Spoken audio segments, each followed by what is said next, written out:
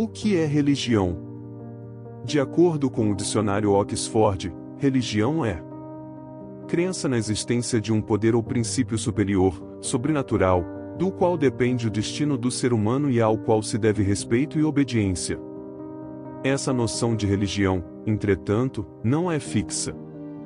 Atualmente as práticas religiosas ganharam contornos mais sutis, onde o praticante escolhe seguir ou não seguir esse ou aquele preceito religioso, o que demonstra uma tendência cada vez maior de ganho de consciência e racionalidade.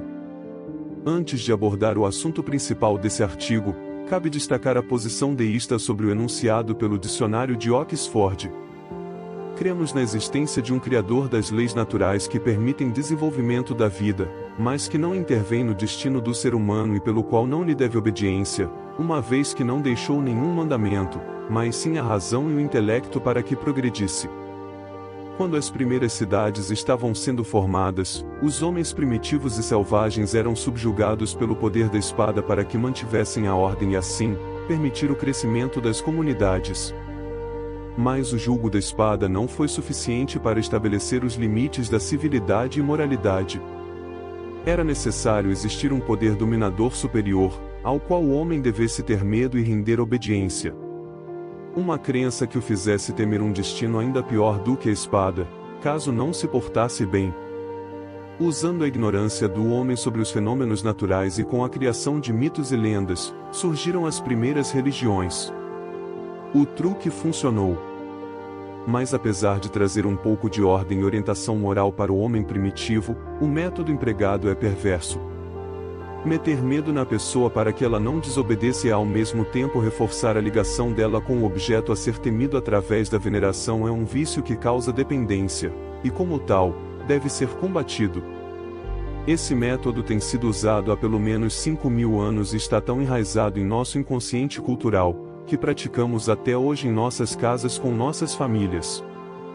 Talvez você já tenha ouvido de seus pais a frase, não faça isso porque se fizer vai ficar de castigo, ou então, não me desobedeça porque eu sou sua mãe. O método, ou seja, a religião, carrega um efeito colateral nocivo para o desenvolvimento do homem. O método impõe limites para o livre pensamento e desacelera a evolução do raciocínio.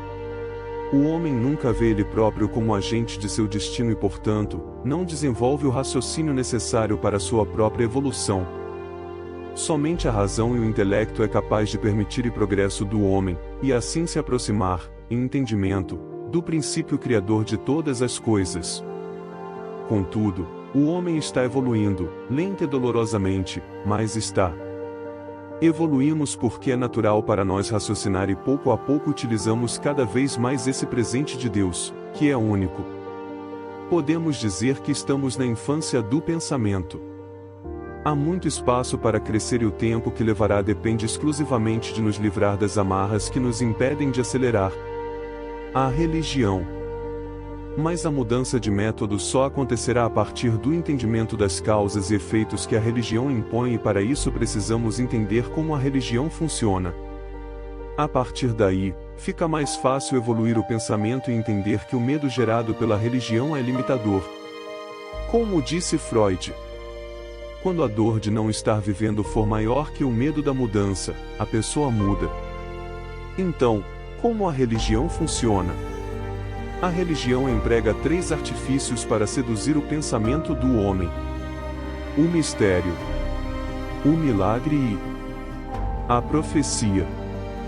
Vamos entender cada uma dessas 3 artimanhas e assim sermos capazes de nos livrar do medo. Mistério é tudo aquilo que está oculto e que não pode ser conhecido. Logo, dizer que algo é mistério equivale a afirmar que você não poderá, nunca, compreender. A religião não quer que você fique revirando as ideias concebidas e por esse motivo cobre com o véu do mistério tudo aquilo que não quer que seja questionado. O mistério estabelece uma distância intransponível entre você e o objeto misterioso, mantendo você preso ao jugo da ignorância. Mas é só raciocinar um pouquinho para perceber que nada é mistério. Tudo é natural. Uma semente, menor que a cabeça de um alfinete, carrega todo o código necessário para se transformar em caule, folha e fruto, com todas as características e funções complexas que cada uma dessas partes possui. E de quebra, apesar do ambiente à sua volta, carrega também o código para o seu fim.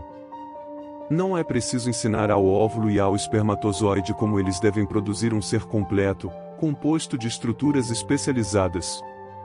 Esse conhecimento já está lá, presente em cada célula, e é maravilhoso, mas não é um mistério, não está oculto de nós.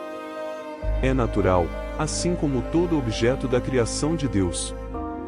Os milagres são os coadjuvantes do mistério. Enquanto o primeiro serve para mantê-lo distante, este, porém, serve para fazê-lo acreditar no primeiro. Mas o que é um milagre senão algo não compreendido, ainda? Quanto do que era considerado milagre antigamente, hoje é apenas ciência. Uma passagem bíblica favorece esse entendimento. Saulo de Tarso, que passou a se chamar Paulo após a sua conversão, foi motivado a se converter por um milagre que o fez voltar a enxergar 3 dias após uma queda em sua viagem para Damasco. Hoje, a contusão cerebral com perda momentânea de visão é caso diário e corriqueiro em qualquer hospital no mundo. A compreensão do que ocorre com a visão após um trauma não é um milagre, mas sim um exercício puro da razão.